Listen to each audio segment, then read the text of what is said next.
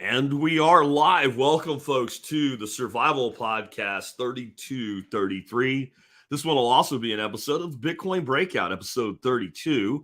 Though primarily today, we're going to be talking about a plant you've heard about from me quite a bit in the past, a plant that I grow here on my property. I use it as a fertilizer and as a mulch and as a compost aid. I feed it to my ducks. I feed it to my chickens. I feed it to my geese. I don't have cattle or anything like that, but pretty much Azolla is a plant that can make us fertilizer, can make us energy, and everything that humans eat tends to eat Azolla as well. It's just an amazing plant. And we'll talk more about that in a minute with our special guest that I'll bring on as soon as we get through thanking our sponsors for the day and letting you know about them. I want to start out today with Paul Wheaton has had some really amazing stuff available lately, and I've brought a lot to you, but I don't know that I've been quite as excited about any of his recent things as this one right here. I have always been into seed saving and things like that, and I consider myself a pretty good seed saver. I've done some work with what we call land races where I've built things specifically for my property. I've been working with a certain strain of jalapeno peppers now for 20 years, honestly. And I learned so much from this 2-hour seminar with Alan Bookers. This guy is like genius level. This is like an epigenetics level course on plant biology and how to breed plants to adapt to your local region. And you know what it cost? $10. If it was 3 times as much, I wouldn't care. I watched it last night. I was listening to it again, getting ready with today's show prep. It just is absolutely awesome. It's definitely something that you want to check out for only $10. I'll probably listen to it 3 or 4 more times. Next up today, our sponsor today, number 2, is the Ridge Wallet. I found Ridge Wallet quite a long time ago when one of their reps reached out and said they wanted to sponsor the show. It seemed more like a yuppie product to me or something like that. I wasn't sure about it. They said, let us send you one. I'm carrying one right now. I've been carrying it ever since I got rid of my billfold and put it in my pocket. It protects my identity. It's just a better way to go. They started out with a Kickstarter about 6 years ago. They're a huge brand now, still working with us. And they're also a really badass EDC company, all kinds of cool stuff. And of course, if you're a member of the MSB, you get 10% off everything that you would ever buy at ridgewallet.com. With that, I want to introduce our special guest. I am not going to butcher his last name. I did hear him in a podcast with a fellow Bitcoin podcaster. And what caught my attention was that he was talking about a plant I love called Azolla.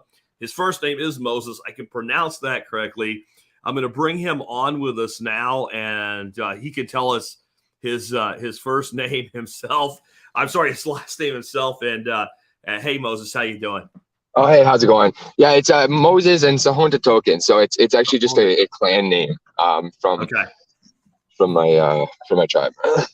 Very, very, very cool. So you are a descendant of First Peoples, and I think that brings a unique viewpoint into this. You also fit well with this audience that you're a Bitcoiner, you're an anarchist, and you're a permaculturist. And I want to kind of lead off the discussion in the realm of permaculture first. But before we dig into, Azolla and permaculture, can you just give us some basic background about yourself and how you got into what you're doing today? Yeah, absolutely, man. So thanks for having me on here. I appreciate the invite. I've just been kind of, I've always been a sort of out of the box thinker, very first principles thinker. I've been into ancestral health and sort of gone down the rabbit hole of the fraud medical system and the fraud food supply that we have. And I did that a few years ago, before I ever discovered Bitcoin or anything like that. And before I really got into permaculture, I'd already discovered those things, and I cured some health issues that I had just by practicing these principles.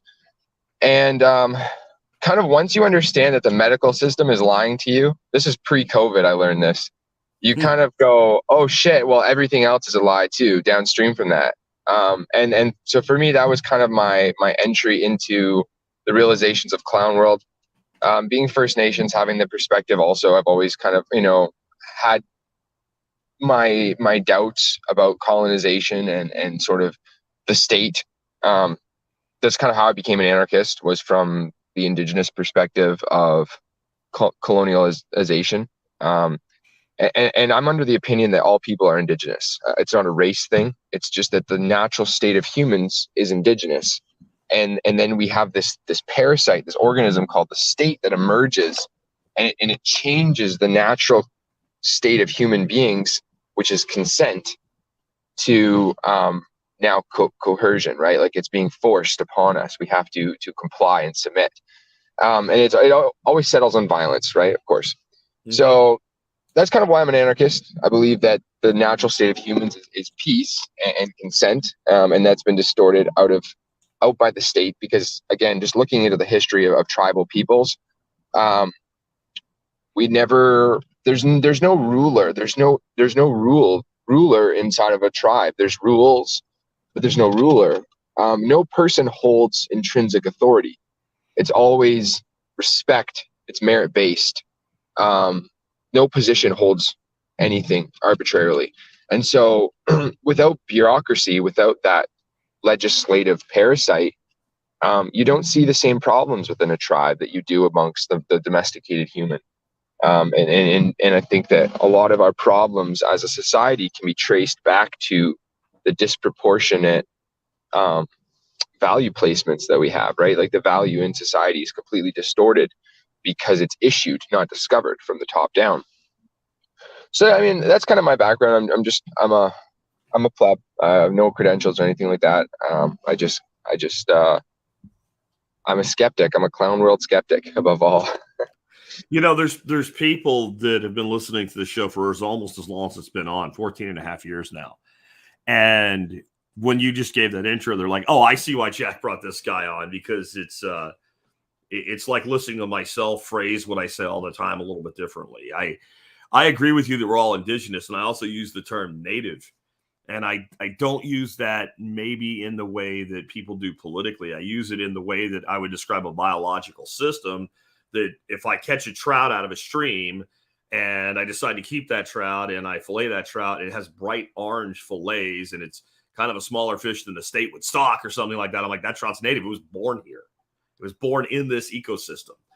And I think it's incredibly important, because if we're going to fix all the stuff that we have screwed up as a species, and I agree with you, mostly due to the state, then we have to not see ourselves as separate and apart from the wilderness or from nature. Like, we have this idea in our society today that, like, well, the wilderness is over there, nature's over there, and we're over here in the city or the town, and we are somehow not part of this thing. It's neo-colonialism. That's what it is.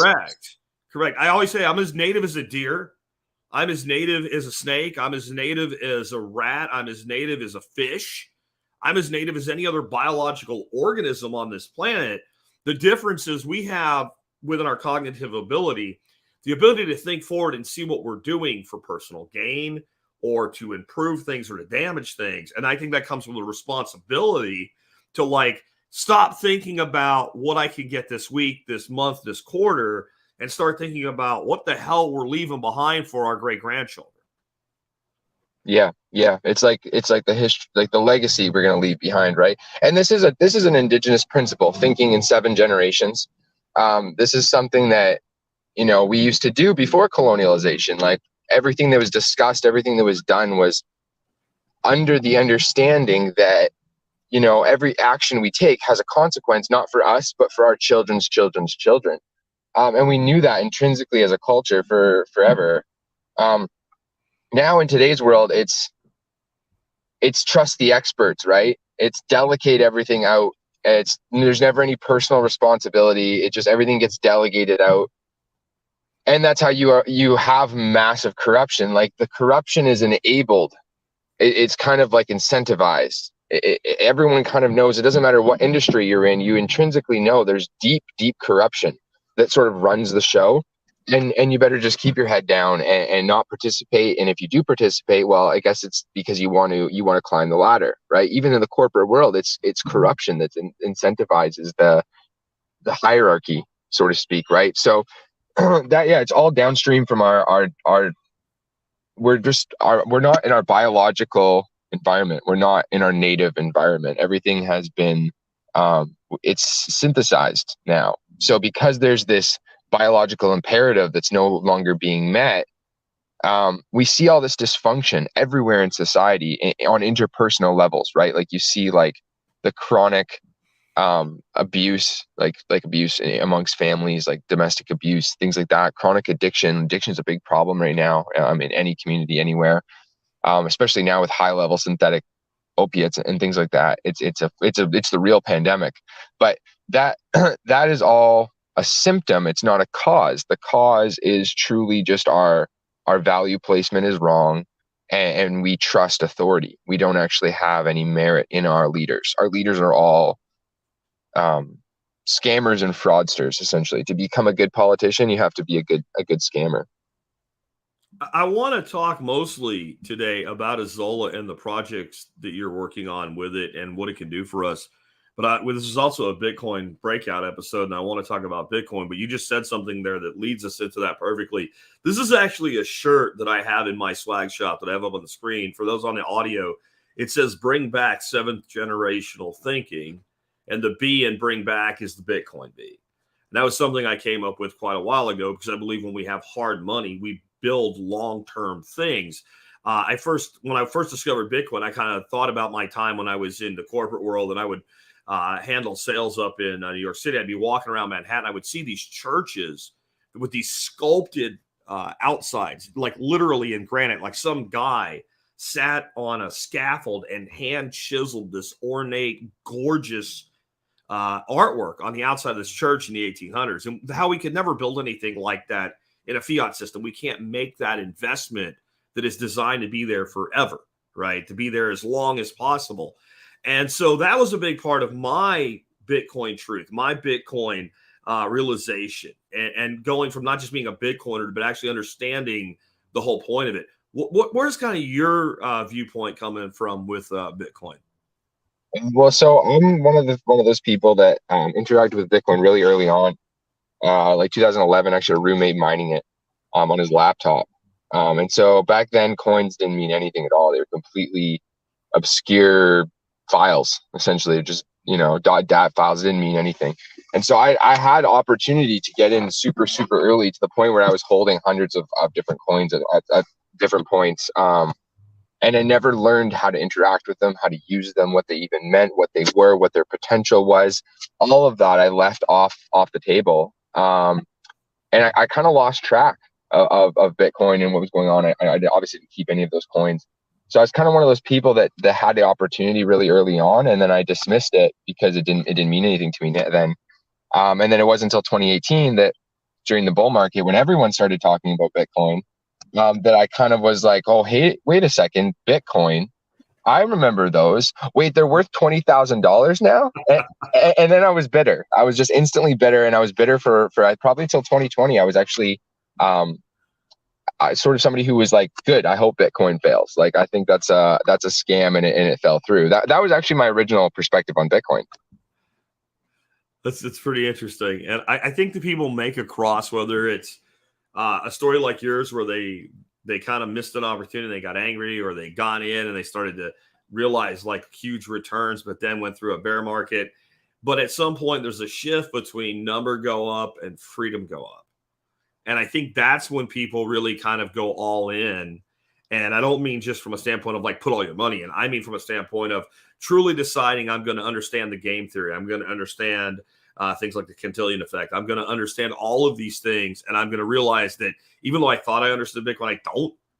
And now I'm on a quest probably for the rest of my life to fully understand what it opens up. Yeah, exactly. Like now, so since 2020, that's when I really went down the Bitcoin rabbit hole. There was a guy online, actually, a YouTube channel. It's still out there, still really good YouTube channel. Shout out to Traders University. But this guy, he breaks down the first principles on Bitcoin. And I stumbled on his channel by chance and started listening to a lot of things he was saying. And then I went and I did the deep dive, I spent pretty much constantly just been consuming content on it since I first discovered it. But I went down and listened to the whole, 21 lessons thing, and I did this and that, and tried to like absorb all the information out there, because there's some deep thinkers in the space that have really broke this stuff down philosophically and technically, and sort of did my best to understand it. I still don't fully understand Bitcoin technically. I'm not a computer scientist, so I understand the premise. I can explain the first principles. But if you ask me to like get into the core code or something, I'm lost. I run a node, basic things like that. But it's not like I'm nowhere near like the Bitcoin development side of things or any of that. What's interesting to me though is, of course, like you said, sound money, and not just sound money, but actually what's more profound than sound money to me is post-state consensus, the ability to actually reform consent outside of Dunbar's number. So before Bitcoin, actually, we've never ever had the ability to do this as human beings. Like there's literally no way to do it. You can achieve consent within Dunbar's number, and that's what a tribe is essentially. And then outside of Dunbar's number, you either use some proxy to interface with that other group, and generally that will rest on religion or spirituality, or there's usually some interface method, trade oftentimes, that kind of enables some form of peace to exist between groups of people. And like if you look at North America, we had a hormesis, I would say, here before colonization, where all the tribes sort of maintained a certain balance and a symbiosis within their environment and in proximation to other tribes. But now, since we have Bitcoin, we can actually expand that consent past our group without an intermediate party being the state, right, or a colonial force to force people together under threat of violence. I think that's the real crazy implications of Bitcoin that go beyond just a value ledger. It's interesting too when you bring up the word tribal. I think a lot of people, because of the way we've been educated, that immediately sets them to thinking about North American native tribes, where the truth is we are all in our genesis tribal. Europe was a tribal society before it became a state-controlled society. You could say the same for Asia. You can say the same for Africa. You can say for the North American, South America. And there were societies here of what we refer to as Native Americans today that went to the status level. If you look at the Maya or the Mexia or something like that, those were status societies. And yet there was this coexistence of tribal society that didn't really want to be part of that. And it's been pretty much the whole world has that. There's always been anarchists, no matter what the name is that they call themselves. And I think that most anarchists in some way are tribalist as well. And I think that's where people have a breakdown and they lose concept of no rulers doesn't mean no rules. There's certain ways that you treat each other, right? And if you don't, then you're not welcome here. But there's more responsibility. There's more personal responsibility in a society with rules and not rulers. Yes. Because in today's society, you can just delegate responsibility, and you can't do that within a meritocracy. It doesn't exist. Like I think the Vikings, you could even say, were almost like the last stand out against world colonialization. Even more so than I think the Native Americans, because they actually tried to maintain a form of tribal society at scale beyond their borders, right? Yes. And they fought the Christians, they fought the state. Essentially, they were the last, I would almost say, the last holdout. And then if you actually carry that out today, you go to the mountains of Afghanistan, and you see what's going on there today. It's anarchists that don't want the U.S. government to come in and determine their way of life at a core principle. I think that's what we're seeing. It's still, this is Russia and Ukraine. It's not Russians versus Ukrainians. It's the state versus the peoples, and the peoples become the collateral damage of the two states at war. Yeah, my grandparents are first generation immigrants from Ukraine, and I can tell you that what you just said is 100% spot on. Nations go to war, people fight them. That's the way that goes. Moving on to permaculture. How long have you been interested in permaculture, and what led you into that world? I'm a huge pothead, so that's kind of how I got into permaculture, just being a pothead. Going to hippie events, talking to hippies, being kind of in that world, the counterculture world. Yeah, permaculture to me has just always been a no-brainer. As far as like how we produce our food, this is like, again, indigenous food knowledge, things like that. Everything used to be permaculture. The way all of our food was gathered was permaculture. like the way we would hunt our deer, for example, we'd actually do a deer hunt pretty much once a year. It'd be like an annual deer hunt, and we'd preserve the meat otherwise. And the whole community would come out and they would hunt it. We would spread out across the forest in a big group, and we just walk through the forest, the whole tribe, and they would basically encourage the deer into these natural corrals that we would build in the forest, where they could then be harvested in a center spot. And we always left the opportunities for the deer to get out, right? They weren't like fences necessarily. It was just like that became the route of least resistance. So that's most likely where most of the deer would go. So it was very, very efficient, the way we used to harvest our food, the way we used to grow our food, right? Like the Three Sisters, things like that. Like, this is all permaculture concepts. It's like, how do you put the least amount of effort out, and how do you actually get the most return for the least amount of effort? I think that's the core principle in permaculture, is that, like, what you're getting in return for what you're exchanging as far as energy goes. Because an effective permaculture system is better than an agriculture system, and it's better than a gathering hunting system, because you're kind of hybridizing the two of them. You're letting the natural system do all of the care for you and the tending for you, and then you're just coming through and reaping the benefits, essentially. Yeah, I mean, I've been reading a lot of things on pre-colonial times. I've been reading specifically recently 1491. And one of the things that amazed me is there were literally laneways cleared from where the buffalo were in the central United States into the southeast and northeast, where buffalo were driven. The pound makers, though. The pound makers. Right? But that required trade and cooperation between multiple tribes, because you don't just like roll in and do that unless you have some level of cooperation. And then the animals that actually were on the East Coast, they could never get up to, not really the East Coast, but the North and Southeastern regions. They could never get up to the levels of population that they would have had in the Great Plains. It just isn't the same ecosystem.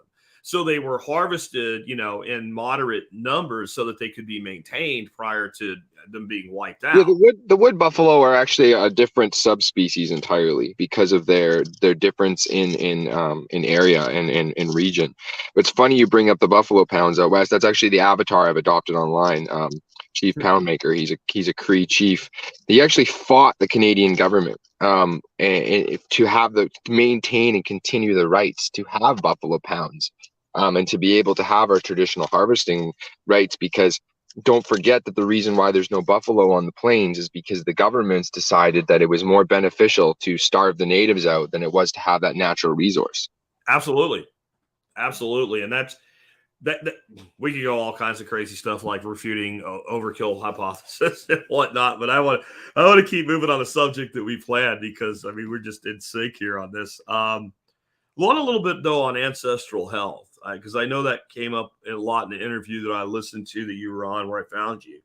What does that term mean to you? Yeah, I think really it comes down to the core principle that the natural state of the human organism is health and healthy. And we've been basically tricked into thinking that it's not, that we're basically at a default state of disease and we need all these interventions to prevent disease.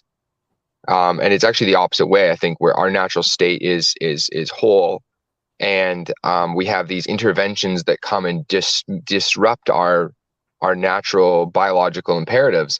And then you have a mismatch where you have an organism that's in an environment that doesn't match its biology. I mean, that's what the domesticated human is. So when you see the state of domesticated humans, you see chronic disease is very rampant, and the mortality curve is very shallow, which means that we kind of start withering away in our midlife. We don't actually live full vital lives until the end of life, right? Which is the opposite, which is true in wild people. They say, oh, well, hunter-gatherers only live to be 20, 25 years old, but that's not true at all. It's bullshit. It's total bullshit. That's the mean age was brought down because of infant mortality specifically, as well as trauma, things like that would take you out. Again, back to hybridization, there's a way to move forward as a species where we combine the benefits of modern technology. No one's advocating for the Stone Age, but we also honor the biological imperative that we have as a species, and we live our life in accordance to those those rituals and those sort of tenets that that create a whole organism. So I think ancestral health is not just like the type of meat you eat, or whether you're a carnivore or a whatever, or any of those sort of like modern terms. I think it's more to do with just recognizing that the natural state of human is healthy.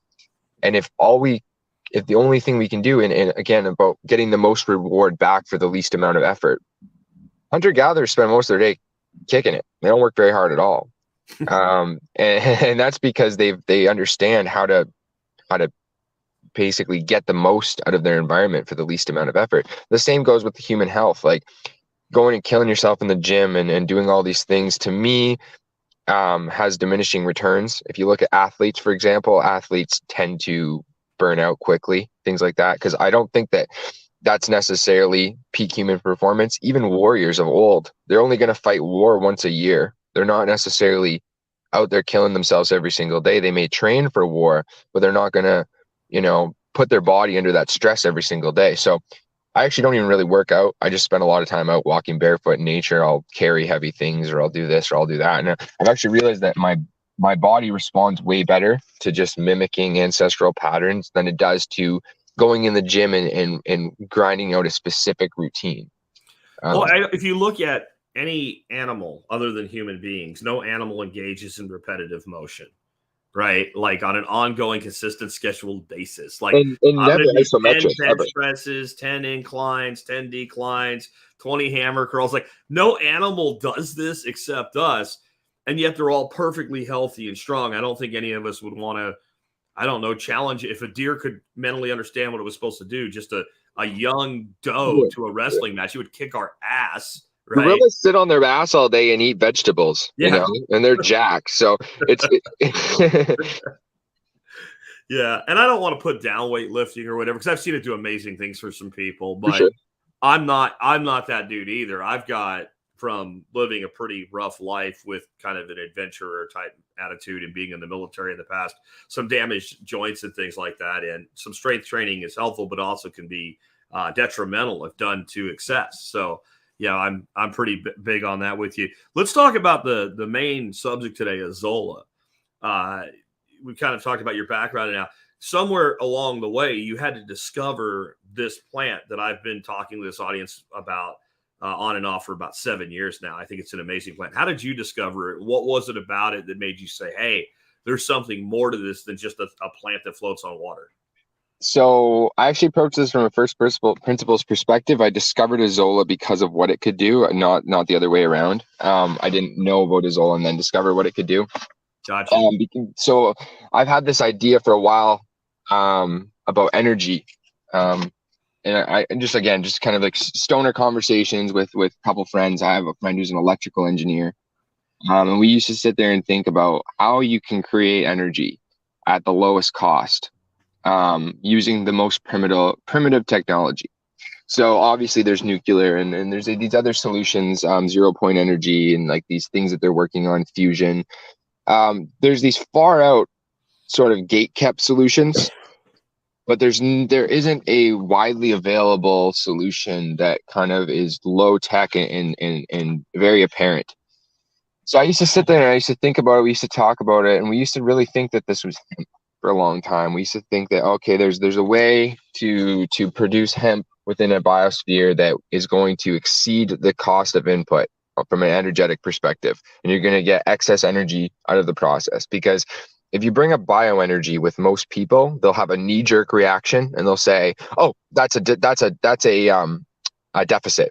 It's gonna be a deficit." Yeah. Right? Because they're thinking, oh, you need to have natural gas, Haber-Bosch method, then you have ammonia-based fertilizer, then you have tractors, and you're spraying it all over your field, then you're harvesting corn, and then you're running it through an industrial ethanol processing plant, and all these things. Like, yeah, that's a deficit, but that's sort of clown world subsidized biofuel. It's not real bioenergy. You're not actually gaining anything energetically.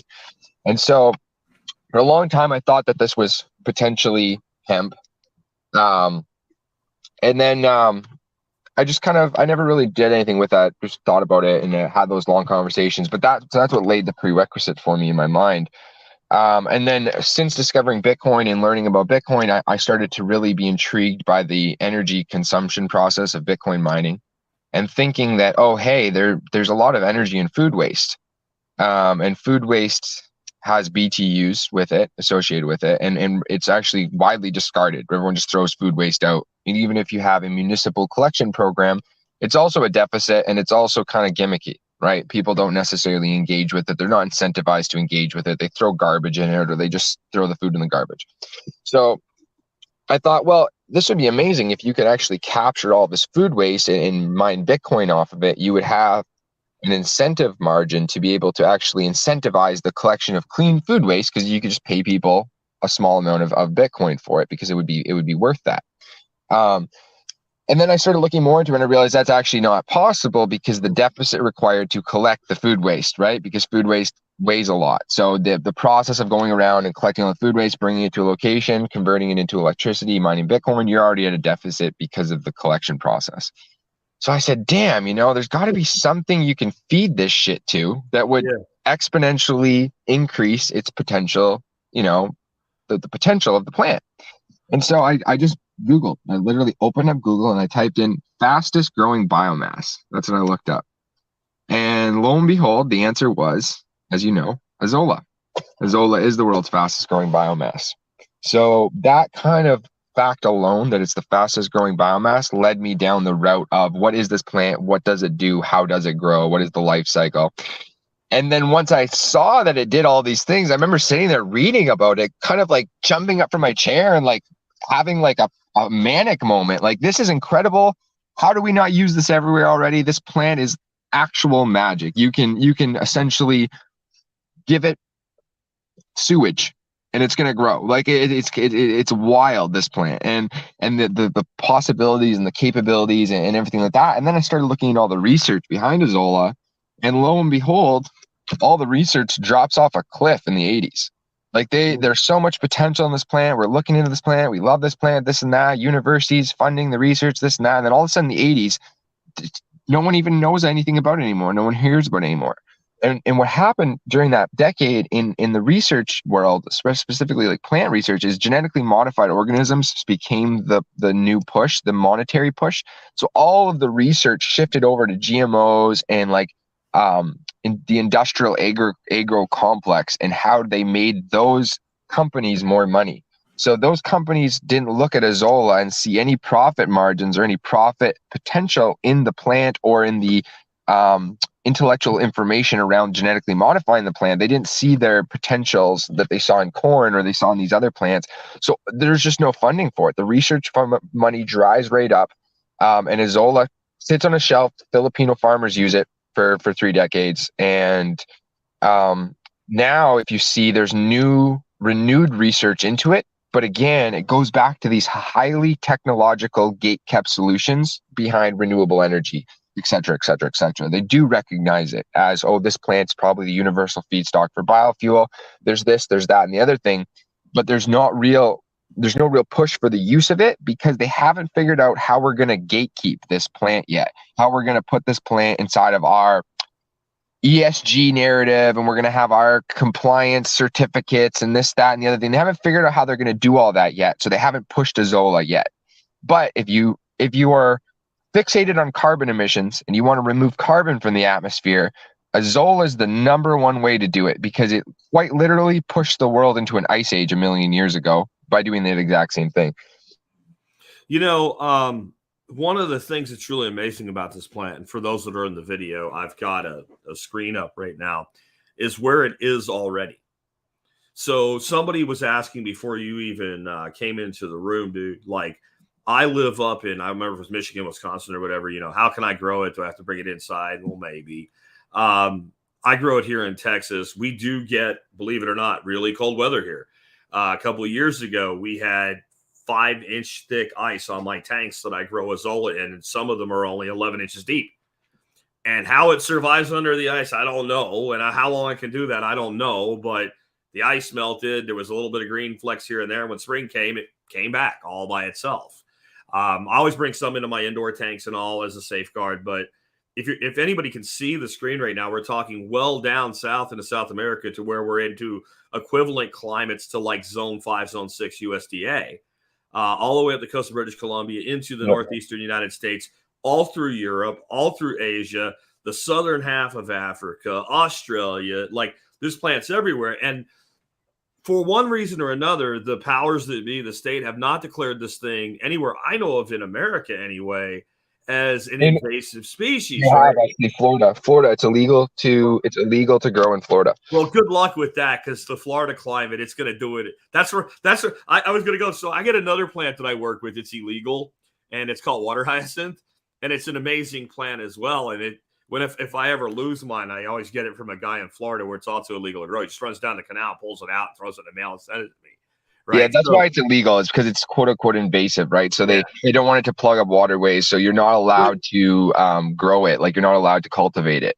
See, this is the problem we have. We have a native species we've called invasive, right? So it's the scientific name is Azolla carolina, so you can figure out where its indigenous range is. But most people, my bigger point is, most people without any kind of special permission slip from the state can work with this plant right now. They don't have to beg for it or whatever. Some of the places I order plants from, they're like, "Oh, you're from Texas, we can't ship to you. We're a licensed nursery."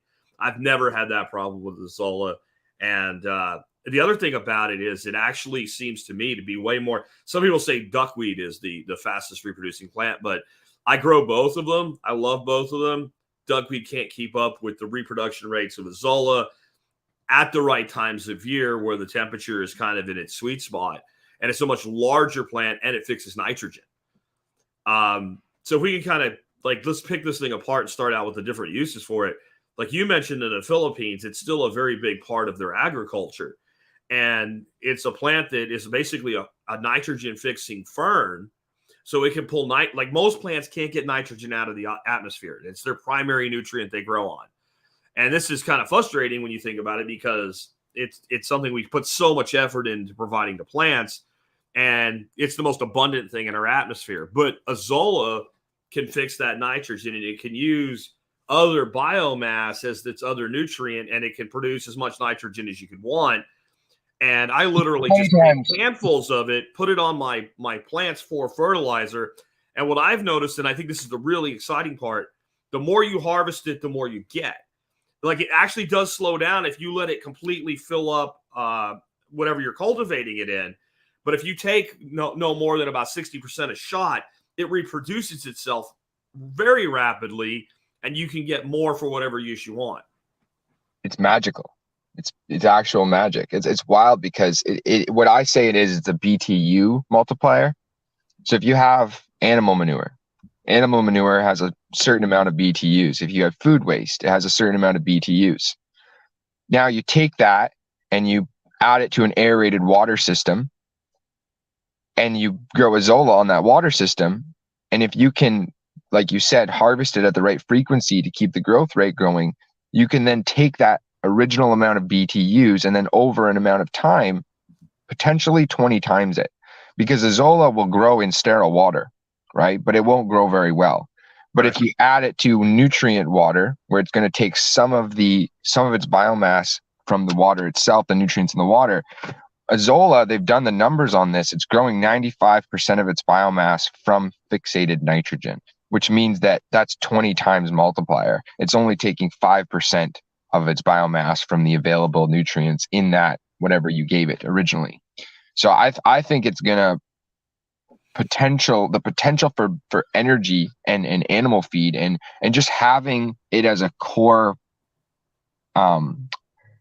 feed supply for whatever operation you're running, whether you have a citadel, you have a ranch, or you have a for-profit cattle farm, a dairy farm, whatever it is. I think that this plant could be plugged into all these agriculture operations. And I believe that there's a modular solution that can actually bring this to the northern climates and the cold climates as well. And using Bitcoin miner heat to keep water warm, things like that, using the gasification process, using geothermal energy to build buildings like Earthship style buildings that are efficient, that don't need a lot of energy to stay warm, things like that. I think that the future of renewable energy is actually bioenergy based, and not just Azolla, because Azolla can be fed to other plants like hemp. If you have a lot of wood on your property, you can be using wood for this process. But bioenergy is the key to unlocking energy independence. much more than solar, much more than oil, much more than any other form of energy. Because the state can tell you can't pull oil out of the ground. The state can tell you can't pull coal out of the ground, but they can't tell you that you can't burn your lawn grass. There's all these things that it just makes it harder to control. And then if you have surplus of energy, then you have a surplus of economic freedom, and everything is downstream from energy. Definitely, when you have a surplus of energy, you have a surplus of freedom. That's despite our problems, that's one of the things that's given humanity as much freedom as we have today is our energy surplus. Unfortunately, we're pulling it from the ground at an unsustainable rate and doing a lot of damage in the process. So, but energy availability is key to humanity's freedom. What I look at when I see Azolla, though, is a plant that grows in water. Okay. And it likes, in my experience, water between about 68 and about 85 degrees. That's where it's really freaking happy. And so I'm not talking about air temperature. I'm talking about water temperature there. And then water is like one of the greatest thermal batteries there is. It's not quite as efficient as Earth, but unlike Earth, I can move water. So if I have a heat source, I can move water around a water jacket back into a pond. Now I have a thermal battery, let's say in a protected environment like a greenhouse. I can keep growing that stuff straight through the winter. And even if my air temperature in my greenhouse is just barely above, freezing, maybe in the 40-degree range during the evening, that's fine for growing all types of other crops, especially the crops that are the high turn, high ROI crops like leafy greens, herbs, vegetables, and things like that. Because if you're growing corn in a greenhouse, I don't know what to say. I just go over there and don't bother me. So you end up with this plant that can actually produce energy, and a byproduct of that energy, no matter whether it's a direct burn, whether it's gasification running a Bitcoin miner, no matter what it is, there's a byproduct of heat. And we can harness that heat and channel that heat back to grow more of the plant. Now to me, that's dramatically exciting because it's a plant that just, and then, that water source, we could also do something like you were alluding to, maybe using municipal waste streams to feed that plant, but it would be the simplest form of aquaponics there is. And many fish could actually be fed off of the plant as well. So it's like there's all these closed loops, and it's up to us to decide in any given system exactly how do we engineer that system to maximize the goal of that particular system and that particular climate with that particular flow of inputs and outputs. Yeah, 100%. And I see a solution for water purification. So up north in a lot of reserves up north in Canada, we have third world living conditions. Kid you not. I believe you. And it's terrible, and it's a huge grifting point for politicians, and has been for decades now, where they just go, we're going to fix the clean drinking water, and forever they're going to forever fix it. And it's to the point that they'll build a plant, and people will live next to a water filtration, like purification, like plant, and it doesn't run because there's no funding to run it. Isn't this wild? This is the beauty of the government and its peak capacity. So it's beautiful because there's now an opportunity you can imagine building a living machine, essentially, that you can have a geothermally static building, which is going, like I said, you're going to maintain temperature without a lot of inputs. And then you can grow this Azolla, and you can stack it, of course, because you don't need very much water to grow in each tray. You can stack it, so you can get a lot of volume growing inside of a small area. And then you can supplement the light spectrum with LEDs, which don't require a ton of energy. And there's low sun up north during the winter months. So you can actually supplement the LEDs because, again, Azolla it just needs shade. It doesn't need direct sunlight or anything to grow well. As long as you can plug in some form of nutrient source that's already available in the ecosystem, whether that's food waste or something else, then now you can create a surplus of biomass in this environment that you can convert directly into Bitcoin. So now they can grow funding within their own community without extraction technology. So traditionally, if you look at places like Fort McMurray, right, that's the oil sands in Canada, and those erupted when they discovered oil, And so you had a previously sort of isolated tribal population living in destitution and poverty that now have this massive influx of economic activity, which brings some good. But then it also brings with it a whole bunch of crime, a whole bunch of addiction, a whole bunch of all these other downstream effects that come from that extraction technology, right? Like you're going to have work crews coming in, and like there's a ton of missing and murdered indigenous women that come from like sex traffickers that target areas like this, that basically have this budding economic activity, makes them ripe for harvesting, literally.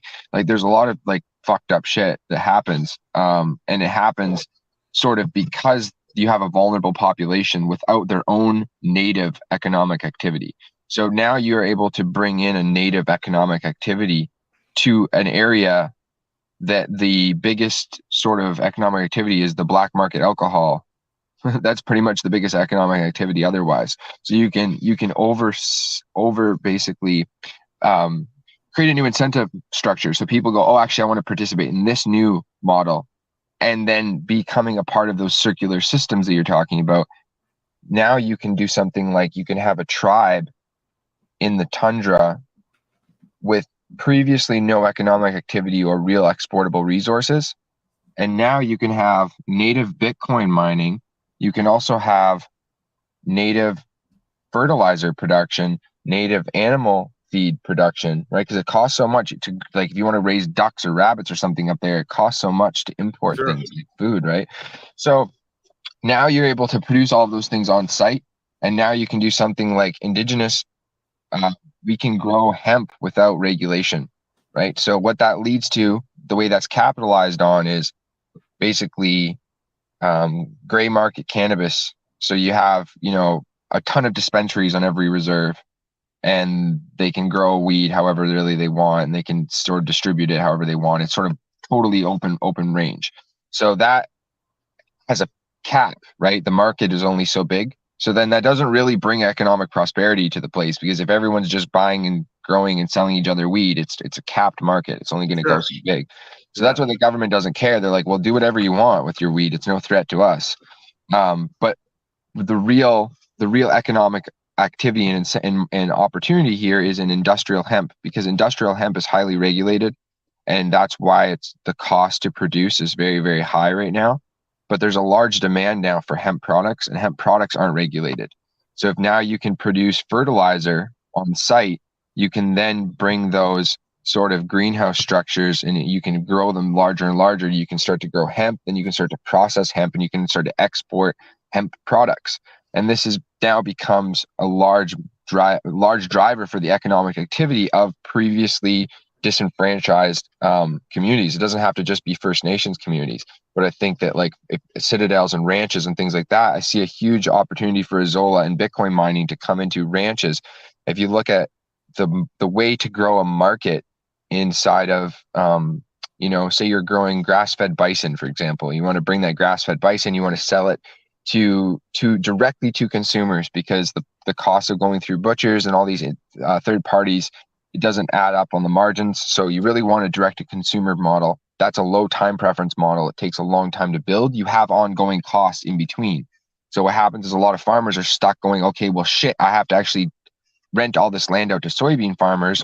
They're going to spray glyphosate on them because it's part of their contract to do so with the seed company. And then I'm going to get that land back in 8 to 10 years. And then I'm going to have to run bison on it without actually being able to harvest those bison, because I got to replenish the land and worry about the glyphosate half-life and all these things. Like there's so much that goes into the economic activity of a ranch that's trying to go to market with its product. Like, for example, the reason I said that example is I actually know somebody who was a live bison ranch for 25 years. They acquired an abattoir, like a licensed facility to process their meat and go direct to customer. And so trying to grow that market now is actually the largest challenge because they have ongoing costs while simultaneously trying to grow a market. So things like this, I think, are the real opportunity for Azolla, is plugging it into operations like this. And then the energy aspect of Azolla, because you're able to, in the same place, keep true renewable energy, because you're renewably harvesting the same area over and over and over again to produce electricity that you're monetizing directly through Bitcoin mining, covering your margins and then building your market. So, I think there's a lot of opportunity for otherwise disenfranchised groups to capitalize off of the cultivation of Azolla. So let's before we dig into using Azolla as a fuel, basically a pelletized dried fuel, let's not skip over some of the things that you hit there. One, we talked about fertilizer, and I think people get that. If it fixes nitrogen and it has nitrogen and we put it with plants, then the nitrogen is not just nitrogen, it's highly bioavailable nitrogen. It's in the form that plants want to use. But the middle part there was, you mentioned livestock feed and how expensive it is to feed animals like rabbits or what have you in a climate like you're talking about. And in many instances across the United States and Canada, there's many reservation lands that are very poor quality land, regardless of the climate. It's like, we didn't, as a people, the Europeans and then early Americans didn't decide, let's give the natives who were here first the best, that we gave them what we didn't want. I mean, just to be blunt. And so there's a real problem there. And what I have up on the screen now is a Azolla meal. So this is a dried number. So when we dry the plant out, and people throw out numbers all the time. And I hate that, because how you grow a plant is going to directly attribute to what the protein content is. But most tested Azolla will test somewhere between 24 and 36% protein by That's how you get weight. jacked rabbits. Right. That's huge. That's massive amount of protein. We look at soy putting about 33% shitty quality protein into animal feed. And so if we can feed animals with this, that's the bigger part of the bill of animal feed, is your high protein component of it. With layers, we're looking for 18 to 20% protein. So we have something that can do that. And that's a huge thing for people that don't have any alternative other than have semi trucks bringing in very expensive feed if they want to be able to raise livestock. Yep. Yeah, that's what the Philippines do. That's what they do in countries where they don't have access to the Haber-Bosch method. Like on the Twitter page, I think in the bio I put Azolla versus Haber-Bosch, because that's really what it is. Like Azolla can displace the Haber-Bosch method and sort of disconnect agriculture from the oil and gas industry. And this pisses some people off, because oil and gas advocates sort of need that, it's important that food comes from oil and gas, because it gives them sort of a credentials in the argument. And I don't intrinsically hate oil and gas, and I'm not a carbon hysterical, but there is environmental destruction, and there is absolutely ecological damage and dysfunction that is downstream from the oil and gas industry. Plastics, all the petroleum products, everything we use in our life can be replaced effectively with hemp. And it isn't, because there's obviously margins on the line, and there's lobbies and everything like that involved. So, I mean, if you really want to talk about the carbon crisis, and you want to talk, the carbon crisis, the climate crisis, it's not a carbon crisis. It's an ecological dysfunction from petrochemical pollutants. That's the problem. So it's not just end oil now and all these bullshit ideological ESG narrative arguments. Those aren't going to solve anything other than enrich the already rich cantillionaires. That's what ESG is for. It's for keeping the corrupt fucks on top, still on top. That's the only thing it serves. But as far as the actual earth and honoring the earth, and there's a lot of native groups fighting pipelines. It's not necessarily because we hate pipelines. It's because we don't want shit ruining land and water. It's all about the water. We're trying to protect water, because we were focusing on carbon and this stupid shit in the air. But the real problem is the water and what's going on with farming. Look at all the agriculture that goes on all the way across Turtle Island, North America. All this waterways run down into the Gulf of Mexico, mostly, into the Mississippi and stuff. And all that water is dead because of so much nitrogen, right? It's just artificially injected. It's wild, because without it, we're not feeding the world, and we're not growing the ethanol that's subsidized. So here we are. Or the ethanol we are growing is a net loss, and it's an environmental catastrophe. Right? It's like everything is worse. Everything they touch, they make worse. Maybe it's time to stop trusting them. You can paint it green, though. If you can paint it green, Sure. it's with petrochemical paint, it's good for the environment. Yeah, yeah. Let's talk about how we can use Azolla to generate energy, because what I really loved, listen, I don't even remember whose podcast I heard you on. I don't know if it was Nat Brunell's or no, it was some girl DJ or something, Yeah, DJ DJ and Val, Bob or she's something. awesome. Yeah, DJ Val. Yeah, she was DJ Val. That's who it was. It was an awesome interview. But most of the things that you're talking about doing, it's not like, okay, so now what we need to do is we need to engineer a thing that will do the thing that does the thing that makes it work, right?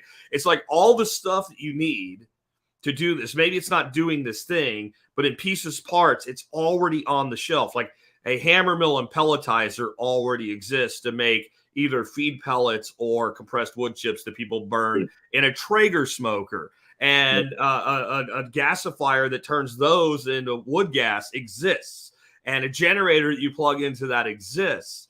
So how does Azolla fit into that, and how does the proposal that you have kind of out in the open, like open source right now, Azolla, if I said it right, how does it all fit into that?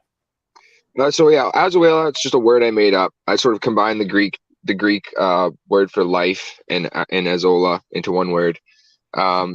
Just for pure aesthetic reasons, created a little art project around it.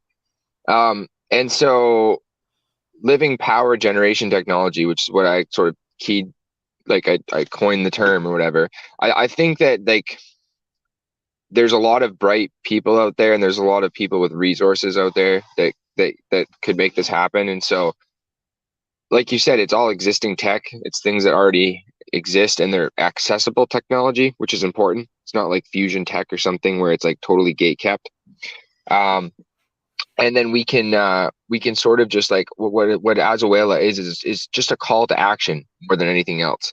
And I want people to think deeply about these concepts, and I want them to iterate on the process. And if we could do an actual crowdfunding campaign where we raise money and it's spearheaded, and we actually try to build something on someone's land and do a real project. I mean, I'm open for that opportunity as well. That would be fun to do. But what's more important is that people actually just think about this, and if they have the ability to start to iterate on the process in some way. And it essentially is going to involve some form of, like I said, ecologically based. I wrote a paper that summarizes everything. You can check it out. It's on twitter.com/livingpowergen. I think the pin tweet is the Telegram group you can join. There's also underneath that, there's going to be a PDF. That may actually be the pin tweet, but either way, the PDF is the paper I wrote that summarizes the concept. And yeah, ecologically based building materials, so earthship styled structures, using hempcrete though instead of hempcrete forms. I imagine instead of tires would work better, but there's experts in this that aren't me that would tell you what the best thing to do to build, to use to build these would be. And then growing an automation process, designing some form of automation process. So anyone who's like an engineer or understands these concepts, like your expertise would be beneficial. But it would be nice to be able, I think it's possible to have some form of submergible tray that, you just take up out of the water, 60% of the tray or something like that, and you dry it for a couple of days. You can recycle heat from the gasifier to dry the Azolla. And then the Azolla loses a lot of biomass, as you know, once it's dried. So it's just about how much area you can grow Azolla on to produce a certain amount of energy. So it just, there's some equation that I don't know what it is exactly yet, but there's some magical equation that's sort of nutrients to surface area to kilowatts, and what that equals. So it just needs R&D money pretty much at this point, and it needs people that are interested in pushing the concept forward. I'm working on other things personally now. I sort of put this concept out there, and it exists in its form. But yeah, I mean that's the summary, I think, on the living machine. It just requires gasifier, pellet mill, trays, some form of ducting and plumbing, things like that. Because one of the amazing things about Azolla is how well it can utilize what we consider a waste product or a waste stream, whether it be, like you said, a municipal clean food, like straight food type of thing. But I mean, here's an example. I have one of my aquatic systems that I literally dump duck shit into the system, and I control how much and when. And I don't do much of that this time of year because it's cold, so everything's a much more slow cycle. The Azolla that's alive in there and living right now is very, very small in individual size of the individual plant. When we get into spring and the water warms up, like I said, up into the 70-degree range, and I start letting 50 gallons of water that has duck effluent in it into there every other day, the growth becomes absolutely freaking explosive. And if I cut the effluent, if I leave the temperature alone and I cut that off, I start using that water maybe to water some trees or something for a while to watch what the results are. That's why we need a lot of backyard experimentation. The growth doesn't stop, but it's not as explosive. That's the easy part. You can literally turbocharge the growth rate by giving it a little bit more warmth, keeping it from getting too hot. Like you said, it doesn't really like full sun. It likes kind of, I wouldn't say shade. What it likes is mottled shade. Like it wants like what you would get under like a 60% shade cloth in our summer. It's very, very happy. You give it full sun in my summer and it literally turns black and you think it's dead. It just goes away until it cools off. So there's like all these little tweaks that can be done to increase the yield and speed up the yield, but none of them require, let's go mine some more rock phosphate full of uranium particles and make a leach pit out of it that's going to last 1,000 years of horrific damage. Like none of it requires any of that. No. And I think there's a water, like I said, water purification. Actually, I got rabbit trailed. I forgot about this original point, but because you were mentioning that, I think there's actually Azolla likes. And I've never cultivated any Azolla. This is all book knowledge for me. So I love talking to people that have actually done the cultivation, like yourself. But I know that there's a certain water rate that, like a flow rate that Azolla loves, and it wants to flow at a certain speed. So if you can sort of find a way to automate that flow rate with a harvesting method, sort of with a nutrient input and output, you could purify water. Like some of the toxins and heavy metals that are in water, you can actually purify it by adding it to this process. So I mean, I don't know if that's really like a first priority or anything like that, but there's I think places that would benefit from this as a side effect, because it takes up different things that are in the water, right? So things have multiple benefits when they're natural, and they're all relevant. And they're specifically relevant to the place that you're selling the idea. So if that's what's important to the person that's approving a project or approving funding, then that's your lead benefit, versus your lead benefit in another environment might be, hey, this stuff makes a lot of nitrogen. And there's an important thing in that too. So one of the people in the chat here was talking about how I wouldn't want to put it in my aquarium then, because I want the extra nitrogen in the form of nitrates and nitrites taken out. But the thing is, if you put a nitrogen fixer into a high nitrogen environment, it doesn't take all of that solar energy and say, hey, let's make nitrogen for the sake of making nitrogen. It takes that bioavailable nitrogen in whatever form it is out of the water. So all of our nitrogen fixers, whether they're legumes in terrestrial systems, these types of ferns in aquatic systems, they make nitrogen from the atmosphere in symbiotic relationships with bacteria when they need it. If you give it to them, they'll take it. So if we have excess nitrogen in a water stream, we can pull that out. And you're right about flow. The plant itself doesn't really like to move very much at all. It likes to be still, but it likes kind of an underflow of water. So I grow it again in all these tanks. And I usually have like a large pond system in the ground that's like a sump, the lowest part. And I grow different plants in there. But where the Azolla will dominate are the smaller tanks that are above that sump, that water's flowing through at a very moderate rate, but yet the plant kind of fills out, finds its place, and it doesn't get disturbed by motion. I never really thought of that, even though I've observed it until you said that. And there probably is, like, again, an optimal flow rate, an optimal temperature rate, an optimal nutrient rate that can be dialed in to a maximum yield. But again, we're back to, I don't need to go mine rock phosphate. I don't need to do any of these things to get that. I just need to play with speed, exposure, temperature, time, and heat, which is really fascinating. Exactly. Yeah, it's really fascinating. It's quite a wild plant. But you can see, though, this plant, so you can see the potential of this in a modular closed loop biosphere, right? And then think of like what you were mentioning. You're like, oh, it's not spring yet and the water's cold. Well, what if you took some Bitcoin miners and then you had them water cooled, and you brought that water and then you transferred that heat over into your grow water? You could see the potential, right? Yeah, definitely. I don't know if it would work for my system. I don't know if I have the quantity, right? Or the system setup, but I see that working. I also see, like, even in a system like mine, and then this, like, I'm a big believer on, like, we don't find a thing and then the thing is the thing and then it does all the things, right? We find a thing and we plug it into something else. And I want to get into that modular word used in just a second. But for example, I did a whole show yesterday. It was primarily based on the production of biochar. And biochar having this incredible output that's good for holding and building fertility, even though it's not a direct fertility, but also a huge heat output. So even in a system, then you could move in something like a biochar production. Now it's a result. Biochar is a result of the gasification process. So to produce the electricity, you're going to get biochar. Well, you're going to get charcoal, but if you can add that to the soil, create biochar, and then you have carbon sequestration. So theoretically, this system could actually plug into Clown World and get subsidies from Clown World just from putting carbon in the earth. Yeah.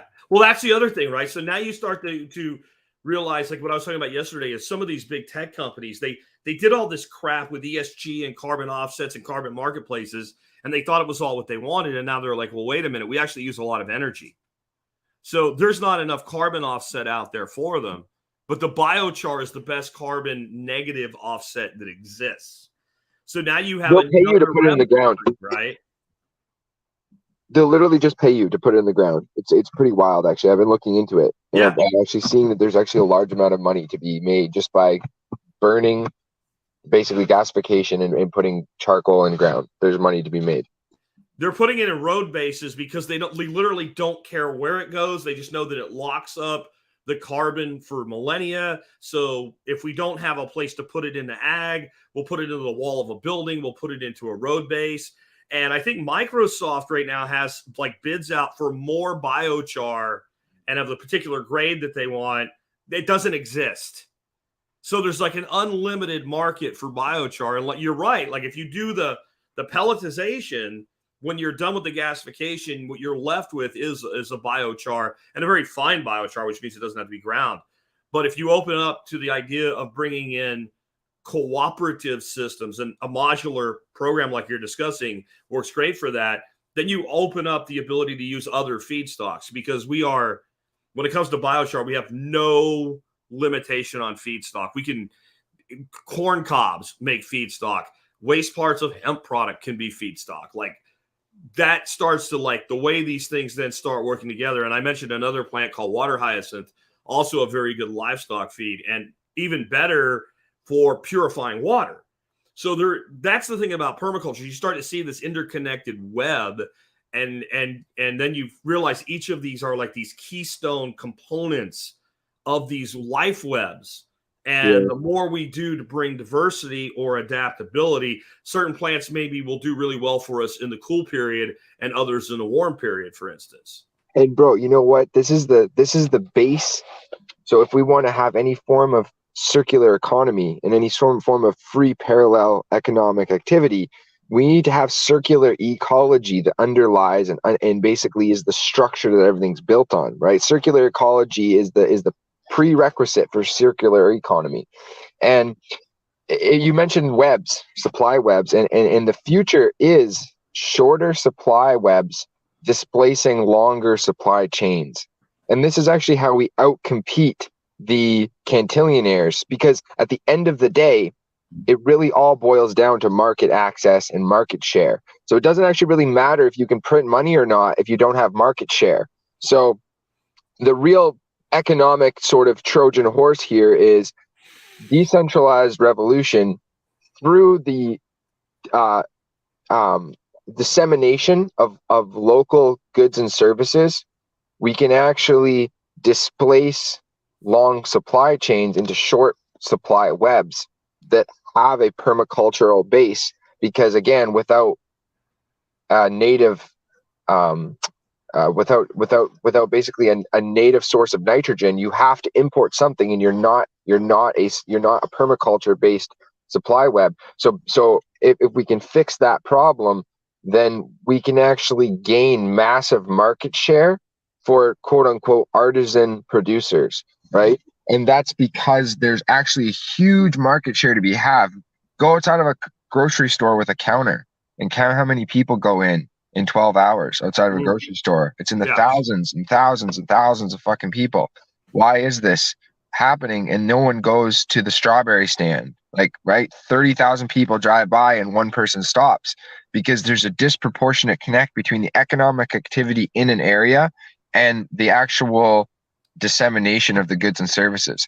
So that's the real revolution. The revolution is not political. The revolution is not fucking technological or any of that shit. It's really just socioeconomic.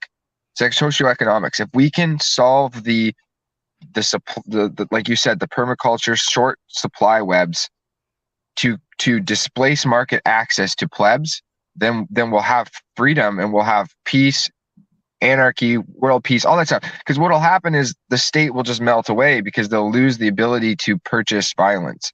That's all. See, I have a theory too that part of the socioeconomic control of fiat is to keep people just poor enough that they'll make a purchasing decision over a 10% price differential. I was doing some research into, for instance, how these different strains of corn, maize were, developed in Mexico, and how there's still all these really unique strains of corn that are grown by these small local holders. But like everybody and their brother eats tortillas on top of tortillas in these rural areas of Mexico. But the corn that comes in from the United States outcompetes the local produced corn that's grown across the street. But when you look at the actual price, your first inclination is, who cares?